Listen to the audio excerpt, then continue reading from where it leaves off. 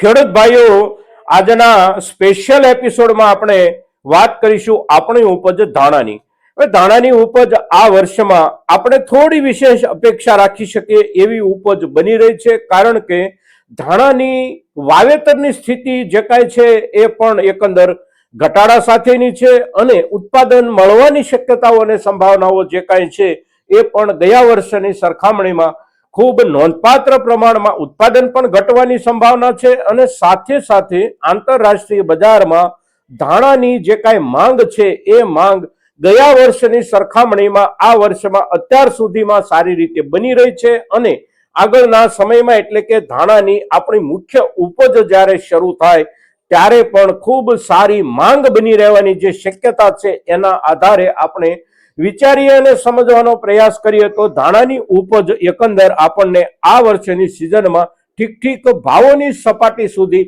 લઈ જઈ શકે એવો માહોલ જ્યારે બની રહ્યો છે ત્યારે અત્યારના સમયે ધાણાની ચર્ચા આપણા માટે અગત્યની ચર્ચા બની જાય છે અને આજે જે આપણે વાત કરીએ છીએ એ વાત એટલે વર્તમાન બજાર સ્થિતિમાં આપણા ત્રણેય રાજ્યોમાં કયા રાજ્યમાં કઈ આવકો થઈ રહી છે ધાણાની, કારણ કે અત્યારે ધાણા નવા પણ આવવા માંડ્યા છે, જૂના ધાણા પણ છે અને જૂના ધાણામાં પણ આપણો કિસાની ઉપજનો માલ આવતો હોય, વેપારીઓ દ્વારા સંગ્રહિત જે કાંઈ કોલ્ડમાં સંગ્રહિત માલ હોય એ પણ આવી રહ્યો છે અને આ બધી જ ઉપજમાં ભાવોમાં જે કાંઈ લાંબો ટૂંકો તફાવત દેખાય છે એના કારણો ખરેખર બહુ સમજવા જેવા છે અને એ કારણો આપણે સમજવાનો જો પ્રયાસ કરીએ તો આપણી પાસે નવા ધાણા જે કાંઈ પાકીને આવવાના છે એ ધાણાનું આપણે યોગ્ય મૂલ્યાંકન કરી શકીએ મિત્રો. અને તેથી આજની આપણી આ ધાણા સંબંધિત ચર્ચામાં આપ સૌ દર્શક મિત્રો અવશ્ય બન્યા રહેજો.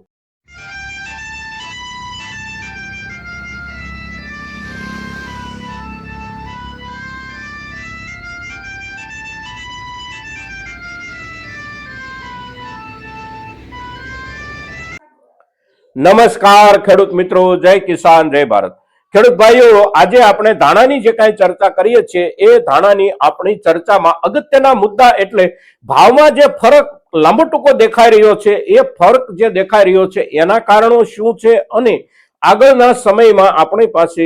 ધાણાની નવી ઉપજ પાકીને આવે ત્યારે એકંદર બજારનું ચિત્ર કેવું રહી શકે, આ મુદ્દો આપણી આજની ચર્ચાનો મુખ્ય મુદ્દો છે. પણ મુખ્ય મુદ્દાની ચર્ચા કરવા માટે પાયાની માહિતી એટલે વર્તમાન બજાર ભાવની પરિસ્થિતિ. તો વર્તમાન બજાર ભાવની પરિસ્થિતિ તરફ આપણે એક નજર નાખીએ તો આજની તારીખ છે 17 જાન્યુઆરી 2026 અને વાર છે શનિવાર. શનિવારનો દિવસ છે એટલે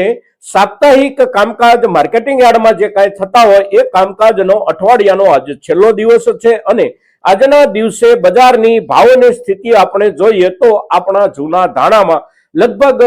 1550 કે 1525 થી નીચેના દરજ્જાના ધાણાના ભાવ આપણા શરૂ થઈ અને જૂના ધાણામાં જો સારામાં સારી સચવાયેલી ક્વોલિટી હોય તો 2050 કે 2100 એટલે કે 2100 રૂપિયા સુધી 20 કિલોનો ભાવ મળી રહ્યો છે. હવે આ જે બજાર ભાવ છે એ બજાર ભાવ માત્ર આપણા ગુજરાતમાં જ આ પ્રમાણે છે એવું નથી. રાજસ્થાનમાં પણ બજાર ભાવની સ્થિતિ આ છે અને મધ્યપ્રદેશમાં પણ બજાર ભાવની સ્થિતિ આ છે અને ધાણાનું માર્કેટ એટલે આપણા ત્રણ રાજ્યો મધ્યપ્રદેશ, રાજસ્થાન અને આપણું ગુજરાત એટલે આ ત્રણેય રાજ્યોના મુખ્ય બજારો જે કાંઈ છે એ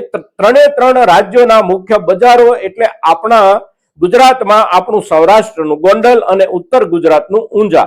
રાજસ્થાનનું રામગંજ મંડી અને મધ્યપ્રદેશનું નીમચ અને કુંભરાજ મંડી. હવે દરેક જગ્યાએ આવકો જે કાંઈ આવી રહી છે એમાં ક્વોલિટી બહુ અલગ અલગ પ્રકારની આવી રહી છે. નવા ધાણાની ઉપજ જે કાંઈ આવી રહી હોય એ માત્ર આપણા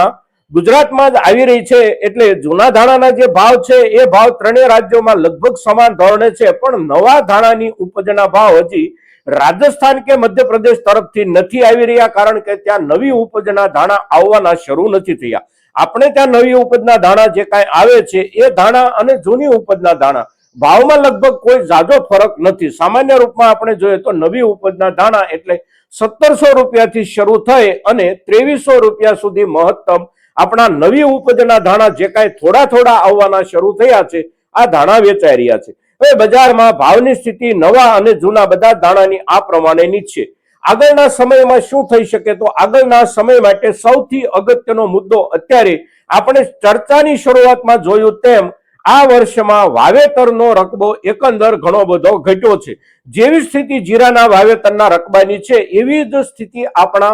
ધાણાના વાવેતરના રકબાની પણ છે. એટલે વાવેતરનો રકબો ઘટ્યો છે, સાથે સાથે વાતાવરણ જે કાંઈ છે અત્યારના સમયનું, એટલે કે પાકની પ્રગતિ પીરિયડ દરમિયાન જે વાતાવરણની અનુકૂળતા જોઈએ એ વાતાવરણ ધાણા માટે પણ અનુકૂળ નથી. જેવી પરિસ્થિતિ જીરાની એવી જ પરિસ્થિતિ આપણા ધાણાના પાકની, અને તેથી ઉત્પાદનના આંકડાઓ એકમ દીઠ ઉત્પાદન ગયા વર્ષમાં જે કાંઈ આપણને મળ્યું હતું એટલું ઉત્પાદન મળવાની આ વર્ષે સંભાવના નથી. એટલે વાવેતરના રકબાના કારણે ઉત્પાદન ઘટવાની શક્યતા સંભાવના, સાથે સાથે વાતાવરણની પ્રતિકૂળતાના કારણે ઉત્પાદન ઘટવાની શક્યતા. ત્રીજો અગત્યનો મુદ્દો એટલે આંતરરાષ્ટ્રીય બજારમાં આખી સિઝન જે કાંઈ આપણી ગઈ સિઝન પૂરી થઈ એ દરમિયાન છેલ્લા સમયમાં ધાણાની એકંદર માંગ સારી રહી છે અને નવી સિઝનમાં પણ સારી માંગ રહેવાની શક્યતા અને સંભાવના છે. સાથે સાથે દુનિયાની ધાણાની જરૂરિયાત પૂરી કરનારો સૌથી મોટો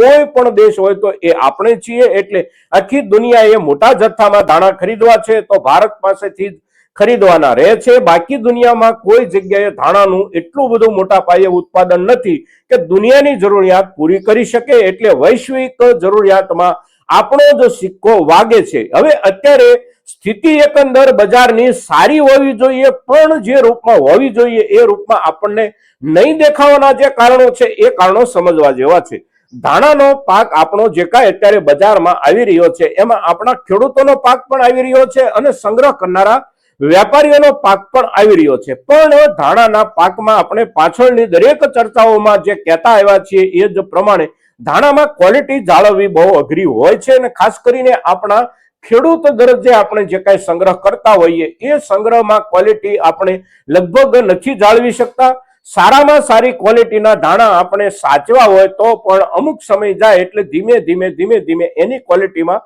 ઘસારો આવતો જાય છે અને સર્વોચ્ચ ક્વોલિટી એટલે કે પેરોટ ધાણા જેને કહેવામાં આવે છે, પેરોટ એટલે પોપટની પાંખ જેવા લીલા ધાણા, અને એ ધાણા આપણે સંગ્રહ કર્યો હોય તો પણ અત્યારે હવે 6-8 મહિના કે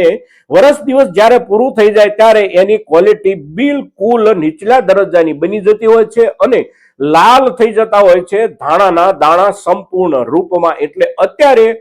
ભાવોમાં જે સમસ્યા છે એ સમસ્યા છે સૌ પ્રથમ ક્વોલિટીની. એક ક્વોલિટી કલર વાળી નથી મળતી. બીજો મુદ્દો કે જે કાંઈ આપણો ખેડૂત ઉપજનો માલ આવી રહ્યો છે એમાંથી લગભગ અડધો માલ એવો આવી રહ્યો છે કે એમાં સળો બેસી ગયો છે અને સળો પણ વધારે પ્રમાણમાં બેસી ગયેલો દેખાય છે અને તેથી બજારમાં જૂના ધાણા જે કાંઈ આવે છે એ ધાણાના ભાવમાં બહુ વ્યવસ્થિત રૂપમાં આપણે જોવા સમજવાનો પ્રયાસ કરીએ તો યોગ્ય રૂપમાં સુધારો નથી દેખાઈ રહ્યો. નવા ધાણામાં પણ પરિસ્થિતિ એવી છે. નવા ધાણાના ભાવ અત્યારે જે કાંઈ છે આપણે જોયું તેમ એ ભાવ એટલે લગભગ 1700 રૂપિયાથી લઈને ઊંચામાં ઊંચા વેચાયા તો 2300 રૂપિયામાં વેચાયા. હવે નવા ધાણામાં જે સ્થિતિ છે એ ક્વોલિટીના હિસાબથી એમાં પણ એક તકલીફ અવશ્ય છે, કારણ કે આપણા શિયાળુ ઉપજના જે કાંઈ વાવેતર હોય આ વાવેતરો પૈકી અત્યારે જાન્યુઆરી મહિનામાં જે કાંઈ પાક તૈયાર થઈને આવે પછી આપણું જીરું હોય કે આપણા ધાણા હોય કે આપણી મેથી કે ઘઉં પાકીને આવે તો પણ અત્યારે જે ક્વોલિટી આવે એ ક્વોલિટી એકંદર બેસ્ટ અને સુપર બેસ્ટ દરજ્જાની ક્વોલિટી નથી આવતી, કારણ કે આ જે અત્યારે ઉત્પાદન આવે એ ઉત્પાદન વાવવામાં વધારે પડતું આગોતરું એટલે કે સંપૂર્ણપણે આપણે એને ઓળખવું હોય તો કમોસમી વાવેતર ગણાય. એટલે કમોસમી સમયે થયેલું વાવેતર હોય અને અત્યારે જે લેવાઈ જતું હોય એ કોઈને કોઈ કારણોસર થોડું વહેલું પણ લેવાઈ જતું હોય છે અને તેથી એની ક્વોલિટી જેવી ખરેખર બનવી જોઈએ એવી ક્વોલિટી નથી બનતી. જે ક્વોલિટી ધાણાની કે જીરુની મળવાની હોય આપણને એ ક્વોલિટી એટલે ફેબ્રુઆરી મહિનામાં તૈયાર થયેલો પાક અને આખો ફેબ્રુઆરી મહિનો જે પાક આવે આપણી પાસે એ સારી ક્વોલિટીનો આવે. ત્યાર પછી માર્ચ મહિનાનું પહેલું પખવાડિયું પૂરું થઈ ગયા પછીના દિવસોમાં જે કાંઈ આપણી શિયાળુ ઉપજ આવે એ પણ સામાન્ય આવે અને થોડી વધારે મોડી આવે તો સામાન્ય કરતા પણ નીચેનો દરજ્જો આવે. એટલે સારી ક્વોલિટીની અત્યારે બજારમાં સમસ્યા દેખાઈ રહી હોય એવું લાગે છે. નવા ધાણાની ઉપજ અત્યારના સમયે સારામાં સારી જે આવી ગઈ હોય એનો ભાવ 2300 રૂપિયા સુધી મળી રહ્યો છે. સામે જે કોલ્ડના ધાણા એટલે કે વેપારીઓ દ્વારા જે સંગ્રહિત ધાણા હોય એ ધાણા આપણા ગુજરાતમાં જોઈએ તો આપણા ગોંડલના માર્કેટમાં લગભગ જોવા નથી મળતા, પણ આપણા ઊંઝાના બજારમાં આવે છે, રામગંજ મંડીના બજારમાં આવે છે, અને મધ્યપ્રદેશના નીમચ હોય કે કુંભરાજ મંડી હોય, આ દરેક જગ્યાએ કોલ્ડમાં વેપારીઓ દ્વારા સંગ્રહિત ધાણા આવી રહ્યા છે.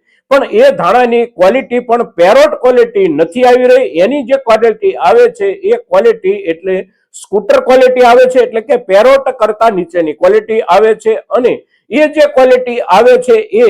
2200 રૂપિયા સુધી પહોંચી જાય છે. હવે જૂના ધાણા છે અને થોડી સામાન્ય રૂપમાં આપણે જોઈએ તો સારી ક્વોલિટી જળવાઈ રહી હોય કોલ્ડમાં સાચવવાના કારણે, તો એનો ભાવ 2200 રૂપિયા સુધી પહોંચી જાય છે. એટલે આવનારા દિવસોમાં આપણી પાસે ઉપજના હિસાબથી કુદરતી રીતે સમયસર અને પૂરતો સમય લઈ અને પાકેલી આપણી ઉપજ ઉપરાંત ખડું લેતી વખતે આપણે સૌ ખેડૂતો જાણીએ છીએ કે ધાણા આપણે ઉપાડી લીધા પછી પણ એના પાથરા જો આપણે બિલકુલ ખુલ્લા સુકવવા મૂકી દઈએ છીએ તો પણ એની ક્વોલિટી બગડી જાય છે. એટલે કેટલાક ખેડૂતો કાળજી સાથે અને લગભગ મહત્તમ ખેડૂતો જ્યારે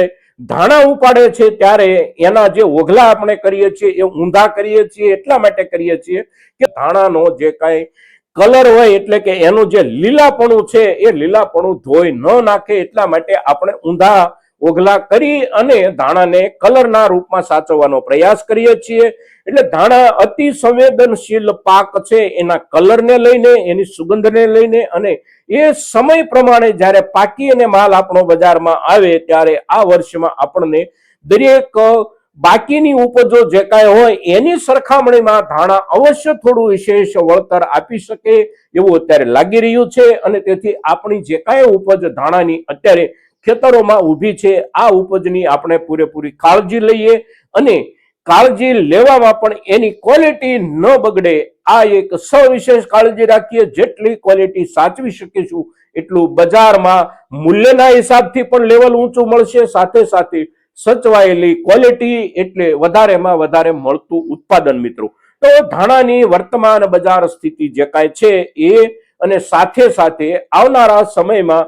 ધાણાની બજાર સ્થિતિમાં એકંદર લાભકારી માહોલ બનવાના જે કાંઈ સંકેતો છે એ સંકેતો આ દરેક મુદ્દાઓ ઉપર જ્યારે આપણે ચર્ચા કરીએ છીએ ત્યારે આજની આપણી આ ચર્ચા મહત્તમ ખેડૂતો સુધી પહોંચે ખૂબ જરૂરી છે. અને એને માટે આપ સૌના પ્રયાસોની અપેક્ષા સાથે